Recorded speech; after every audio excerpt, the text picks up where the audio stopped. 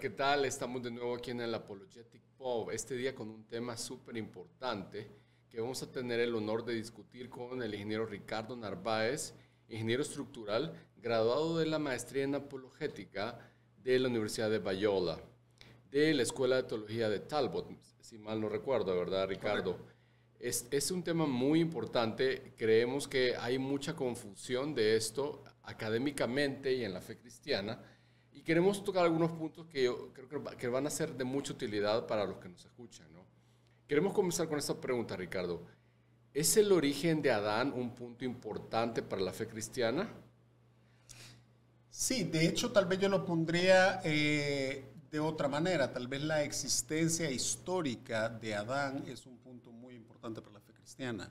El origen de Adán ya tal vez es un punto más adelante, es una discusión más adelante. Primero, la pregunta principal es la historicidad de Adán. Ahora, la historicidad de Adán, ¿por qué es importante? La historicidad de Adán es importantísima porque el Nuevo Testamento, específicamente el Señor Jesucristo y Pablo, hacen referencias a un Adán aparentemente histórico para fundamentar, número uno, la entrada del pecado en la raza humana y número dos, para hacer una tipología de Cristo como el segundo Adán. O sea que toda la doctrina del pecado que las Sagradas Escrituras enseñan, así como la redención del pecado y la infectación, digamos, del pecado en toda la raza humana, están ligados a la historicidad de este individuo, Adán. Ok. O sea que no solo históricamente, sino que digamos teológicamente, Adán es como un pivote para nuestra fe cristiana. Exactamente, exactamente. O sea que Adán no es, la discusión acerca de Adán no es simplemente una discusión biológica o una discusión de orígenes humanos, sino porque si fuera ese el caso, rápidamente la teología cristiana pudiera dispensar de Adán y simplemente quitarlo de la palestra. Sin embargo, como te comento, el Nuevo Testamento hace referencias y hace enseñanzas y saca doctrina a partir de un Adán histórico. Exacto. Ahora, ¿de qué forma hay un conflicto entre el relato de Génesis y lo que la ciencia dice sobre el origen del hombre? Sí, ese ya es el problema medular realmente. El problema medular es que la teología cristiana, históricamente, digamos, durante los últimos 2000 años, ha aseverado que efectivamente existió una original pareja humana llamada Adán y Eva, que cayeron en pecado y cuyo pecado infectó a toda la raza humana. ¿De acuerdo? Y de ahí, como ya dije, se fundamentan varias doctrinas cristianas. La doctrina del pecado original, el hecho de que así como Adán es cabeza de la raza pecaminosa humana, Cristo es cabeza de la raza o de todo el conjunto de personas redimidas.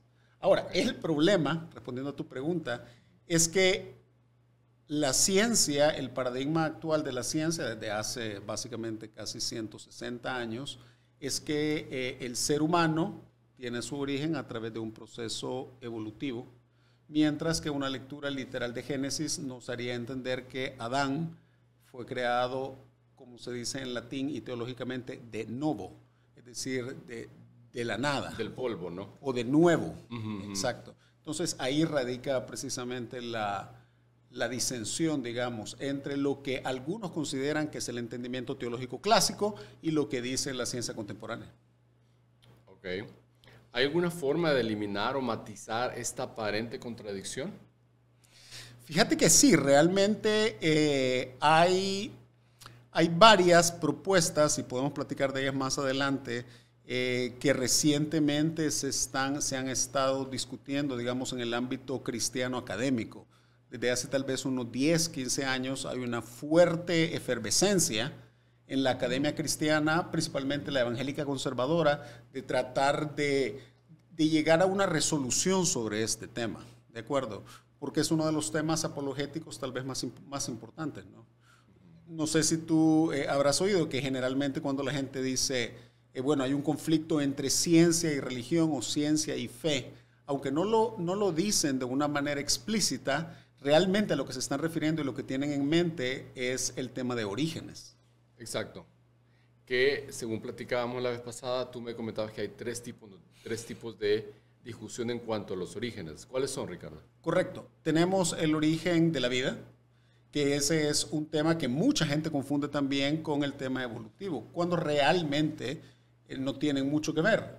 Luego tenemos el origen de la diversidad biológica que vemos actual, que es precisamente el tema medular que tocó originalmente la teoría de Darwin y que tocan ahora las dos teorías más avanzadas de evolución que se desarrollaron en el siglo XX. Y finalmente tenemos el origen de Homo sapiens, que particularmente para la teología cristiana es un tema aparte. Y es un tema aparte porque, como tú sabes, la teología cristiana afirma que el ser humano es cualitativamente distinto que los animales, no biológicamente, pero interiormente. Exacto. En cuanto al tema de hoy, ¿de cuál nos quieres hablar? ¿Sería la última? Sería la última, exactamente. O sea que ahorita cuando digamos, el mundo evangélico conservador o la iglesia cristiana conservadora habla y discute sobre el tema de Adán, particularmente estamos hablando del origen de Homo sapiens. Claro, en el trasfondo estamos tocando de una manera implícita el tema de la evolución y tal vez de una manera aún más implícita y aún más subyacente el tema del origen de la vida. Pero particularmente es el origen de Homo sapiens. Ok, bajo ese son, Ricardo, ¿cuáles son algunas de las propuestas de la iglesia más actualizadas y, digamos, académicas en cuanto al origen del Homo sapiens? Si lo podemos decir así, o al origen de Adán. Ok, fíjate que tú tocas un tema interesante ahorita y hemos estado ya tocando este término de Homo sapiens. Y realmente uno de los, digamos, de las cosas que está en la mesa de discusión desde los últimos 10, 15 años, como te repito, en el ramo conservador evangélico, es si nosotros tenemos que equiparar Homo sapiens con ser humano. Y pareciera ser que no es el caso. Como muchos de ustedes sabrán, hay dos especies de, algunos dirían, humanos que no son Homo sapiens y que obviamente están extintos ya. Estamos hablando del hombre de Neandertal y del hombre de Denisovan. Exacto. Entonces, tenemos sobre la mesa por lo menos 3 especies de homínidos que bajo algunas posturas y según algunos académicos clasificarían como personas humanas. Okay. Entonces, ese es uno de los primeros grandes, digamos, avances, podríamos decir así, del entendimiento evangélico acerca de la historia del ser humano, que cuando hablamos del ser humano hecho a la imagen de Dios, tal vez no deberíamos simplemente hablar de Homo sapiens, sino probablemente deberíamos incluir a Neandertal y a Denisovan. Wow, ok. Y si hablamos de Adán, ¿en cuál clasificarías tú, Ricardo, a Adán en alguna de esas especies de homínidos? Bueno, ahí depende realmente de qué postura en particular o qué propuesta en particular uno está discutiendo. Porque como te dije al principio, hay varias propuestas y tal vez en este podcast podríamos hablar particularmente de 2 que son las que han generado mayor, digamos, tránsito de discusión, de respuesta. Y es la propuesta del filósofo y teólogo William Lane Craig, profesor de Biola y de Houston Baptist University. Exacto. Y también... ¿Fue tu profesor, Ricardo? Él fue mi profesor. Ajá. Y también de un biólogo cuantitativo, creo que se llama la especialización de él, de la Universidad de Washington en St. Louis, que se llama Joshua Swamidass. Okay. Ellos dos han hecho sus propuestas en los últimos 5 o 7 años. El primero con un libro que se llama The Quest for the Historical Adam, la búsqueda del Adán histórico. Y el segundo es un poquito, bueno, no, es casi contemporáneo y se llama el Adán genealógico. Okay. Uno viene básicamente del apologista más famoso y más influyente, diría yo, de los últimos 20 años, wow, filósofo y teólogo, y el otro viene de un cristiano practicante, pero científico de profesión, o sea, no es un teólogo. Exacto. ¿Y entre las teorías de ambos hay alguna diferencia o se unen acordemente? No, sí son bastante diferentes. Son bastante diferentes. ¿Nos puedes platicar un poco de esas teorías? Claro. Son bastante diferentes, pero algo que es sumamente de imitar y de alegrarse es que hay conversación entre ellos y entre toda la comunidad evangélica. Claro. Estos dos libros han sido ampliamente discutidos en los dos foros académicos más importantes del mundo evangélico, que es la AAR, el American Association of Religion, y luego tenemos el ETS, que es el Evangelical Theological Society. O sea que en los dos foros académicos más importantes donde se discute religión y teología, los dos libros han sido ampliamente discutidos, han habido foros, han habido sesiones de preguntas-respuestas. Entonces, ha sido un debate sumamente enriquecedor para toda la comunidad evangélica. Ahora, ya yendo a tu pregunta. Pero tal vez nos puedes ampliar un poquito entre las dos diferentes posturas de ambos. Claro. Ok, la primera postura, tal vez la que voy a tomar primero, es la de William Lane Craig, Bill Craig. Es una propuesta que va a resultar tal vez, bueno, las dos son, voy a decir, novedosas, no en el sentido de que no son fieles a las escrituras que tienen más de 4.000 años, bueno, no, tal vez no, pero tal vez unos 3.000 años, sino novedosa en cuanto a la perspectiva. Okay. Entonces, la primera de Bill Craig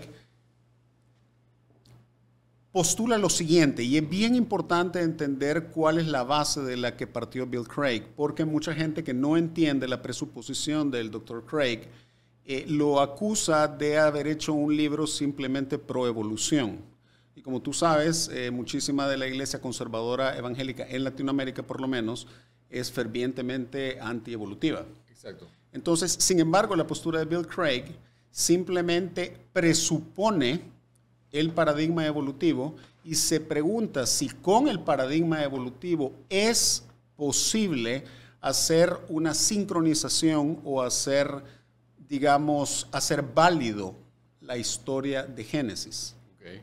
Ahora, muchas personas tal vez no entenderán este matiz de pensamiento, pero es un matiz de pensamiento bastante común. Simplemente, dadas ciertas condiciones del problema, aceptando ciertas condiciones del problema, uno se pregunta si hay una solución.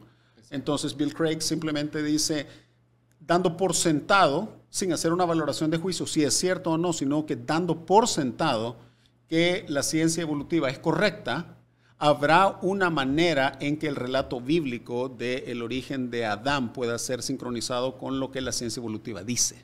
Exacto. Y antes de que se me olvide, después nos vas a comentar un poco del relato de Génesis en sí. Falta alguna parte del texto, lo estamos interpretando literalmente, etcétera, pero solo te digo para que no se me olvide al final.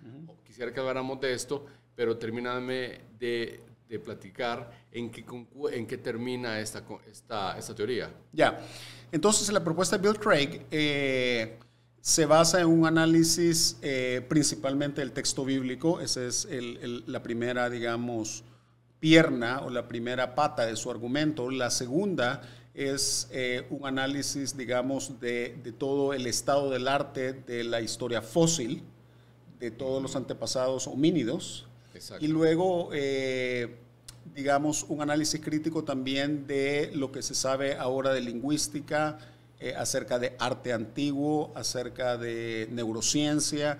O sea que es un estudio bastante completo, podríamos decir casi multidisciplinario, o un enfoque multidisciplinario del problema.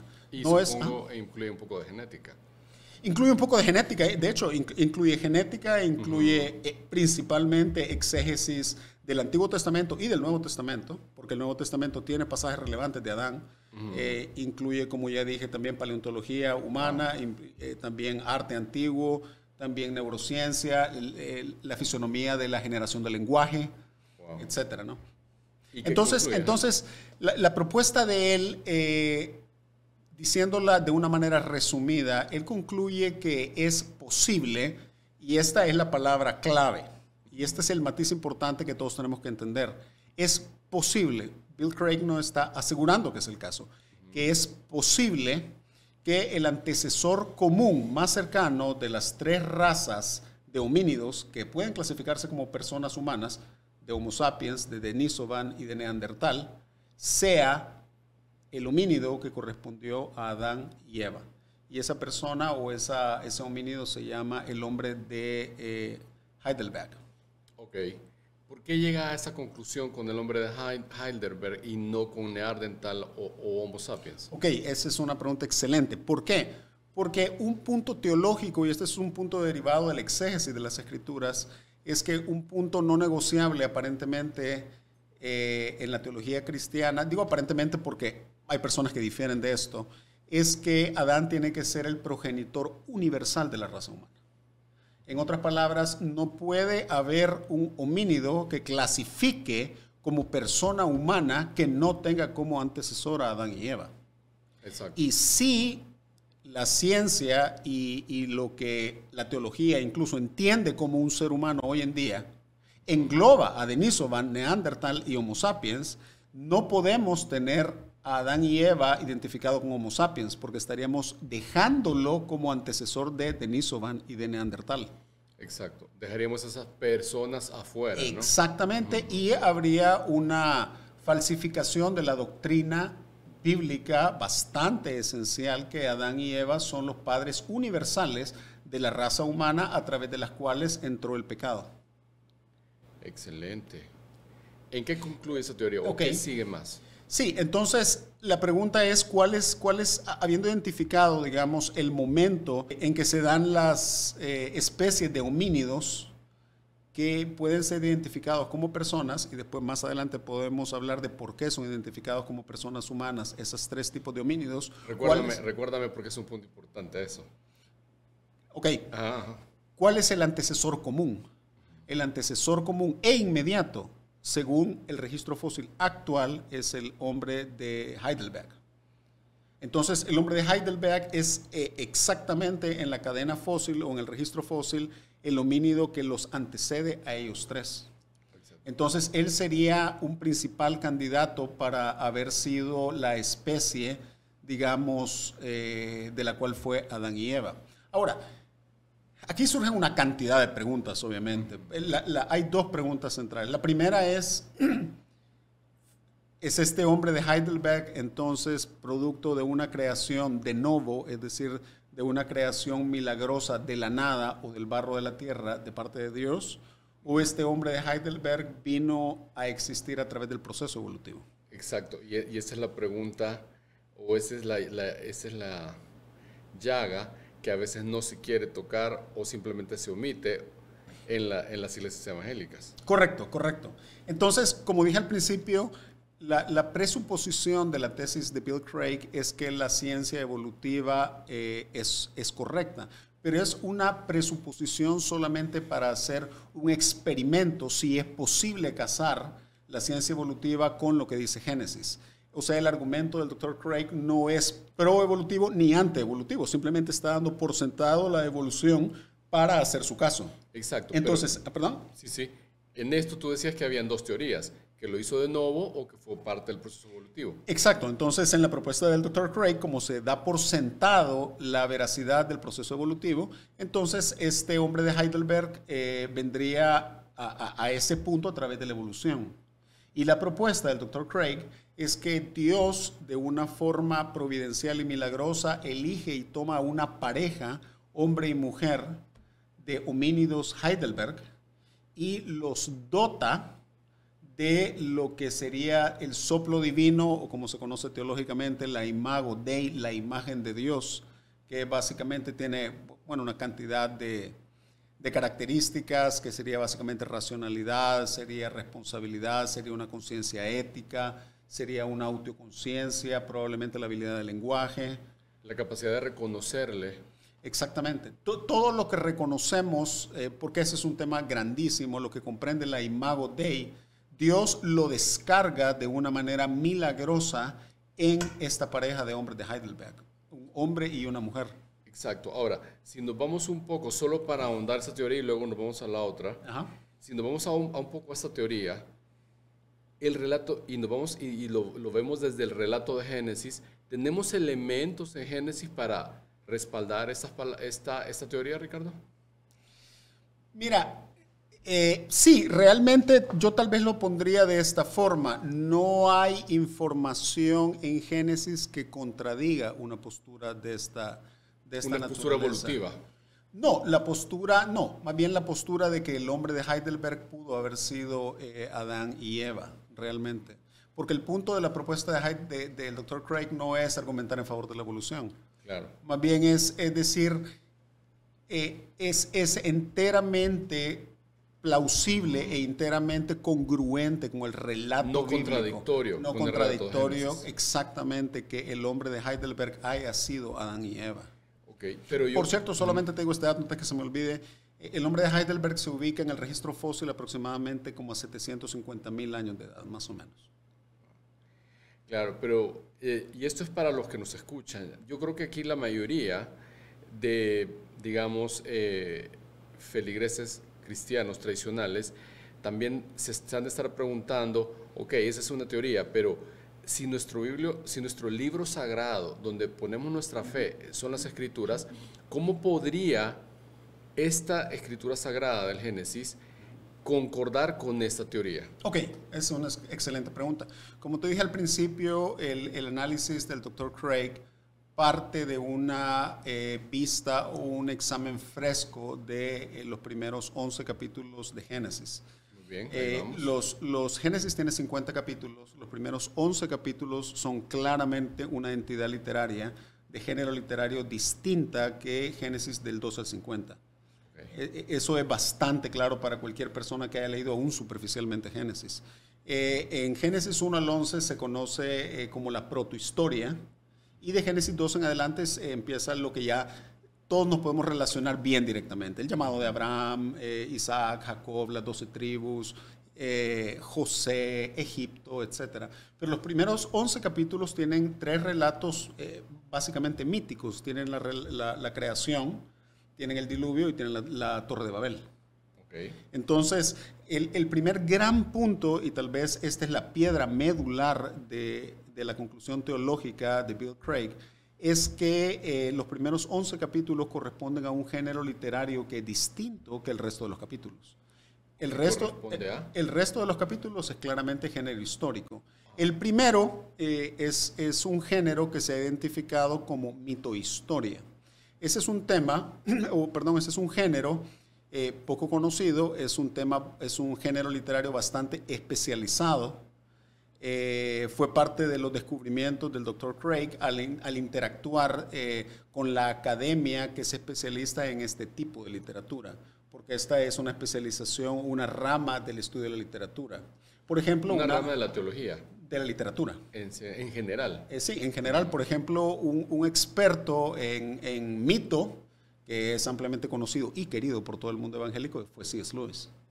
Okay. C.S. Lewis era experto, él no era teólogo, exacto. Él era un experto en literatura, particularmente en mito. Exacto. Entonces, y no lo excluye de la iglesia por eso, ¿no? No, es simplemente un género literario. Entonces, bajo el término mito historia, no se debe entender lo que el hombre de la calle naturalmente entiende por mito. Porque cuando uno dice un mito, coloquialmente uno está diciendo algo que es probablemente falso. ¿Sí? Exacto. Como que mira, el hecho de que si tú te esfuerzas vas a ser rico es un mito, ¿verdad? Es algo que creen gente que le falta juicio crítico. Desde un punto de vista técnico y académico o literario, la mitohistoria o la mitología es distinta. La definición académica de mitología es un relato con características, vamos a decir, fantásticas, pero que buscan anclar realidades concretas, verdaderas e importantes para un pueblo en el pasado primordial. En otras palabras, hay características culturales, de pensamiento, religiosas de un pueblo, que para ellos anclarlos en una historia pasada, ellos cuentan una historia, digamos, con elementos fantásticos para poder explicar cómo en el pasado distante se generaron esas realidades que se ven hoy en día.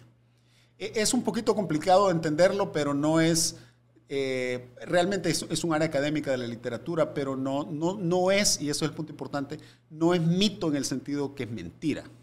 Exacto. No, y además creo que la vez pasada platicábamos un poco, y tal vez tú puedes ahondar en esto, como el relato de Génesis, el orden de la creación va un poco acorde a los descubrimientos de la ciencia, y no solo esto, sino que creo que tú me comentabas que cuando Dios creó, decía, y produzca la tierra, no sé si quieres ahondar un poco en eso, que sería un poco en contraste con la teoría de la creación de nuevo. Correcto. O sea, de que realmente el mismo relato de Génesis te te hace ver, y no por quererlo hacer casar con la ciencia, sino que el mismo relato de Génesis, el punto número 1, su género no es histórico del 1 al 11, sino es aparentemente mito-historia. Número 2, al ser mito-historia quiere decir que nos está comunicando temas importantísimos para la cultura hebrea, pero los está comentando disfrazados o engalanados o adornados con lenguaje mitológico. Algo similar, aunque no es el mismo género, es el género apocalíptico. El género judío apocalíptico, que está, por ejemplo, presente en Daniel, en Zacarías, en Apocalipsis, nos presenta realidades futuras adornadas con figuras mitológicas también. ¿De acuerdo? El dragón, la bestia. No quiere decir que no está comunicando verdad. Lo que pasa es que está comunicando verdad adornada de una distinta forma. Exacto. Entonces, el género de mito-historia nos estaría comunicando verdades teológicas y algunas de ellas físicas, pero adornadas de cierta forma. ¿De acuerdo? Entonces, lo que tú decías, por ejemplo, en el orden de la creación de los 6 días de Génesis capítulo 1, nosotros podemos leer claramente de que cuando empieza el relato, después del versículo 1, la tierra está presente, el universo está presente, o sea, ya están ahí. No quiere decir, por supuesto, que el autor de Génesis esté enseñando que Dios es coeterno con el universo, porque dice en el principio creó Dios los cielos y la tierra, pero luego parte con la tierra y ahí dice la tierra estaba desordenada y vacía. Y todo lo que Dios hace, la creación, desde la creación de los árboles, de los mamíferos, de las criaturas acuáticas, terminando con el hombre, lo hace a partir de un material preexistente. O sea, nunca en Génesis Dios simplemente habla una realidad material en existencia. Digo realidad material, la luz sí, sea la luz y fue la luz. Es la única. Sí, pero fuera de eso, por ejemplo, en todo el ámbito terrestre, particularmente hablando del hombre, dice, y formó Dios a Adán, y la palabra hebrea Adán significa hombre también. Eso añade un poquito de complejidad al relato, porque uno puede entender lo que está hablando, creó Dios a hombre o creó Dios a nombre particular, Adán. Sí. O se refiere al hombre como persona, ¿no? Exacto, o sea, como el nombre propio o como la raza humana del barro de la tierra. Luego, por ejemplo, cuando habla de los árboles, produzca la tierra vegetación y todo árbol frutal. Y luego cuando habla de la bestia del mal, produzcan las aguas. Entonces, siempre hay, vamos a decir así, un material preexistente del cual Dios pone su mano providencial y milagrosa y producen, vamos a decir así, la vida, ¿no? Ok. Excelente. ¿Algo más que quisieras agregar de esta postura, Ricardo?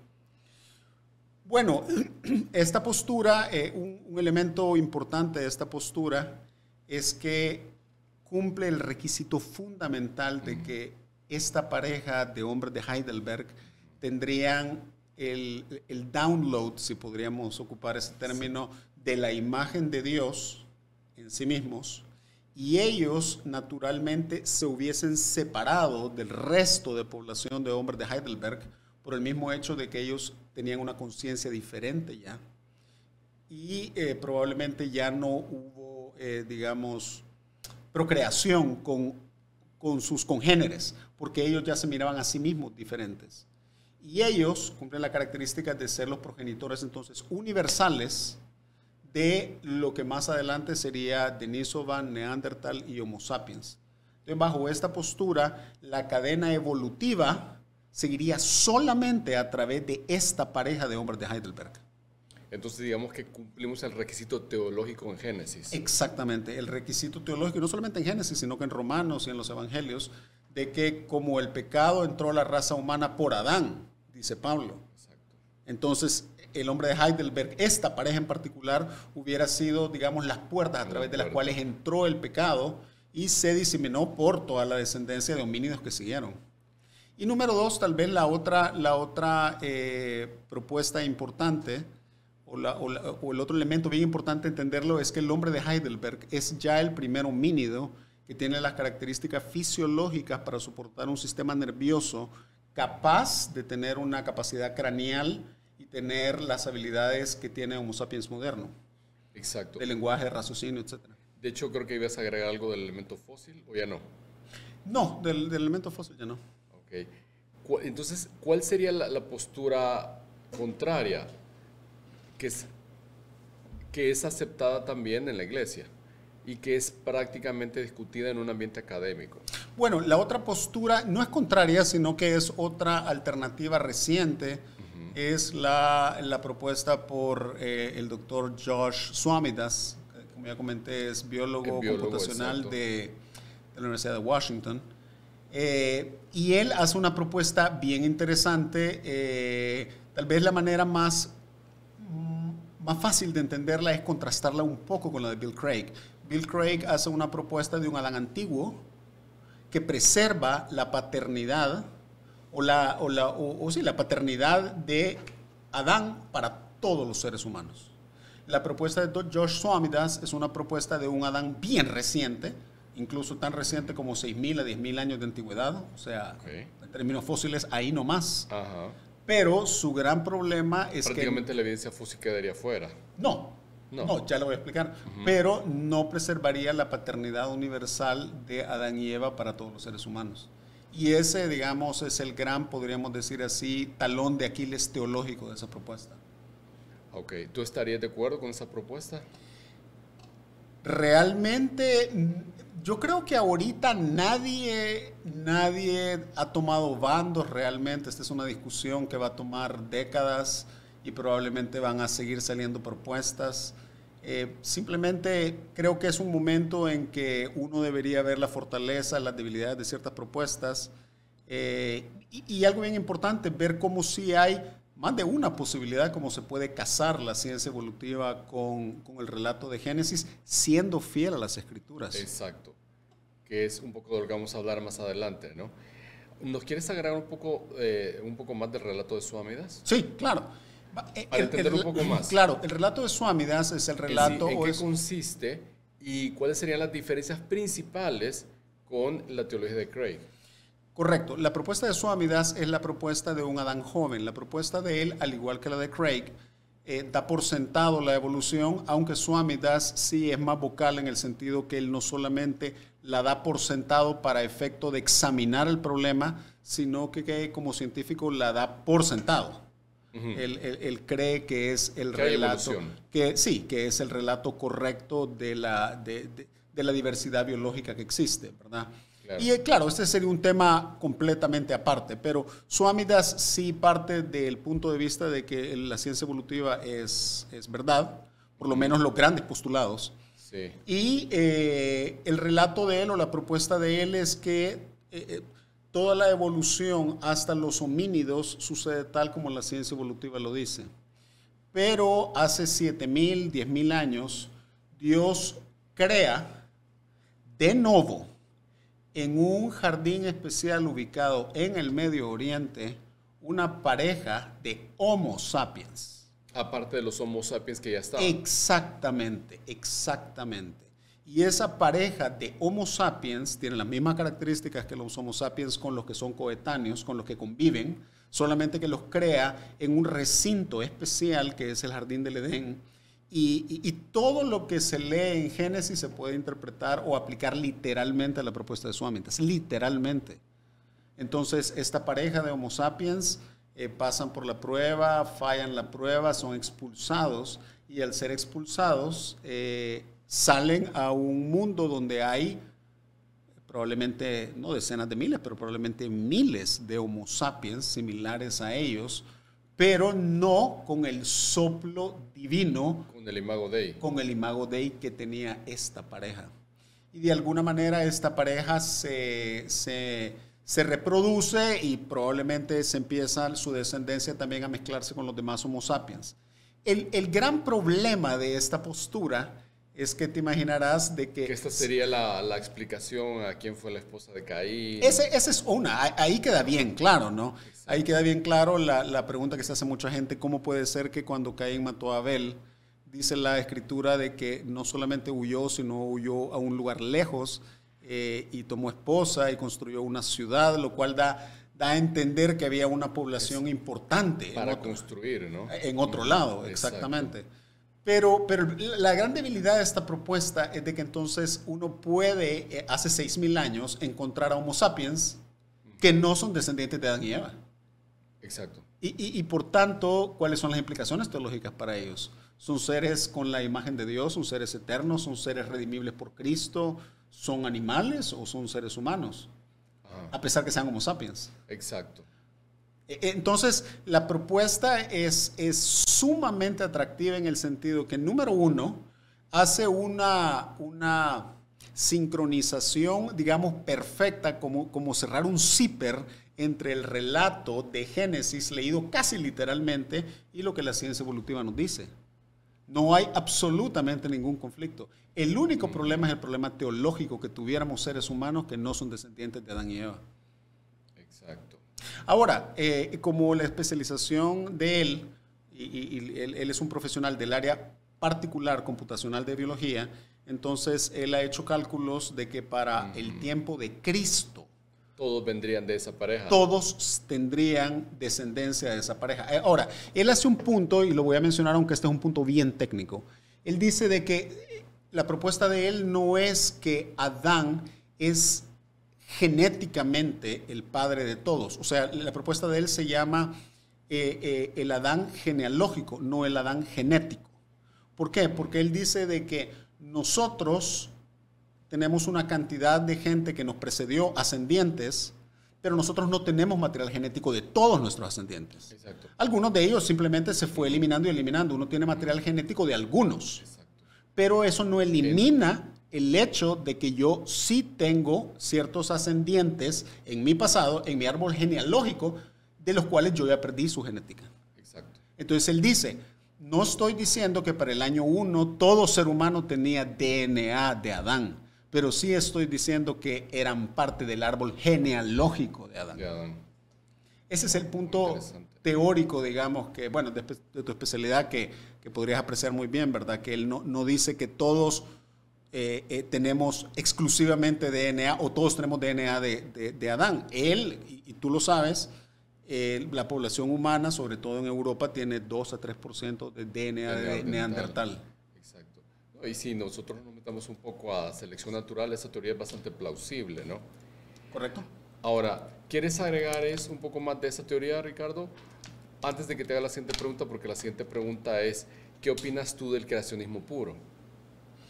No, yo creo que en cuanto a ese tema hemos cubierto lo importante. Porque esta pregunta también es importante, ¿por qué? Porque tenemos una buena parte de la iglesia que que cree esta teoría. ¿Tú qué opinas de esto?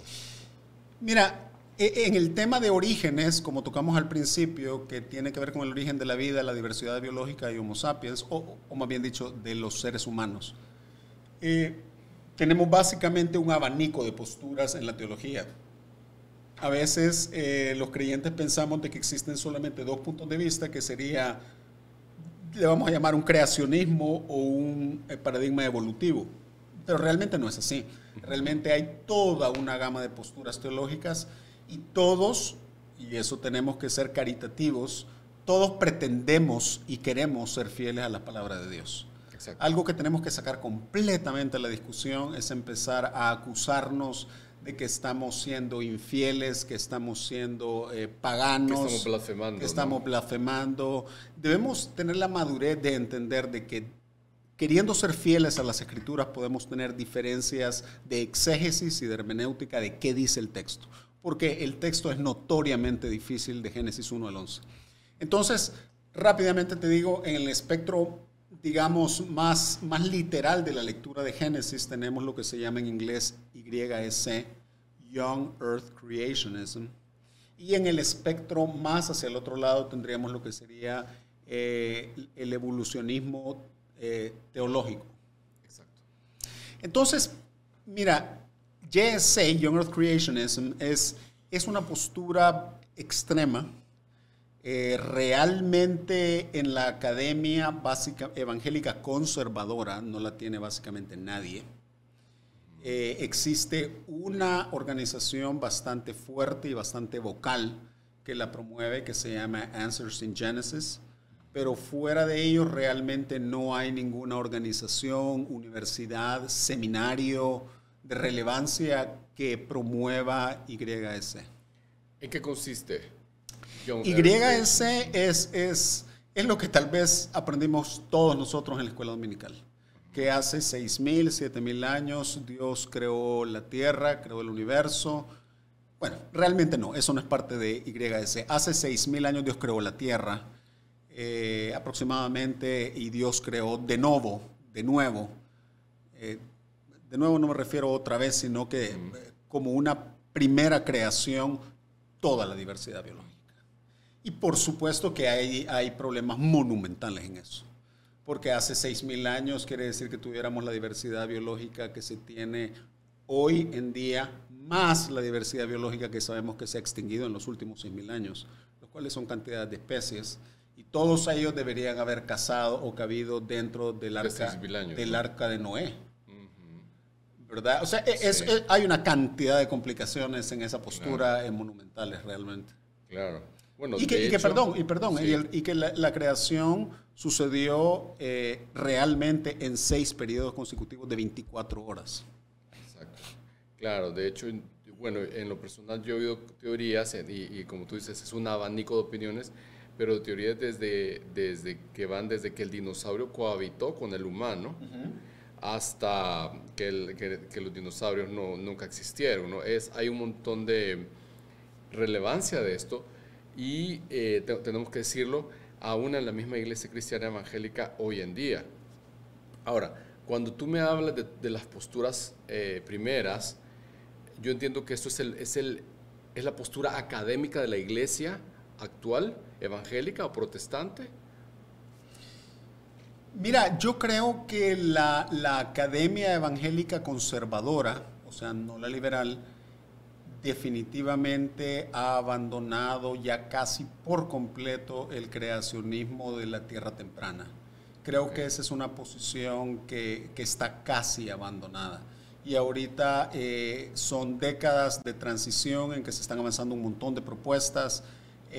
Tal vez explicándote un poquito del abanico, en medio tenemos otra postura importantísima, y tal vez la discutimos en otro momento, que se llama diseño inteligente, IT, Intelligent Design, que fue una propuesta que generó un montón de revuelo hace 15, 20 años, pero que ahora ha caído un poquito, digamos, en desprestigio.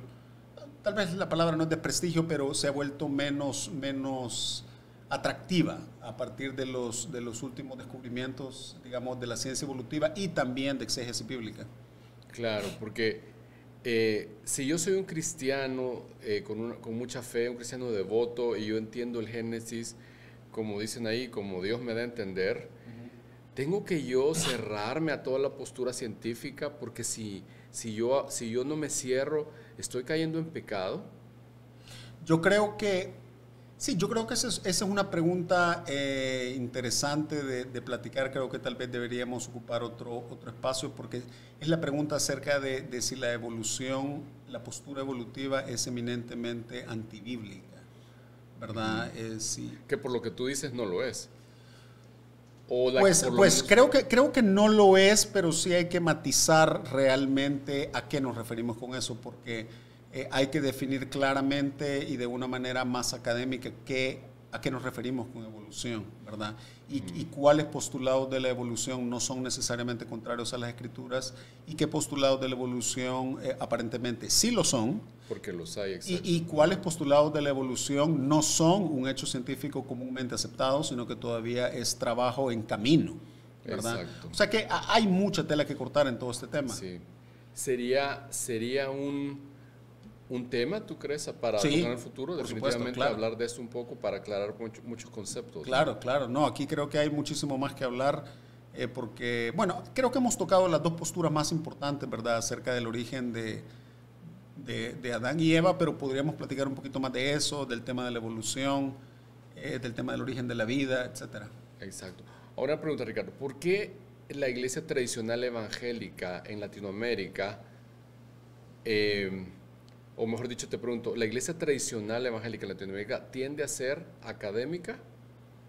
No, realmente no. En general, los pastores que pastorean los rebaños en América Latina son hombres de ministerio, es decir, no son hombres de academia.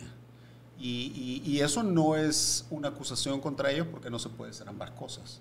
O se es académico o se es un hombre, digamos, de ministerio. El problema es cuando el hombre de ministerio no está abierto a recibir ministerio y recibir enseñanza y recibir input de la academia, ¿de acuerdo? Cuando se cierra.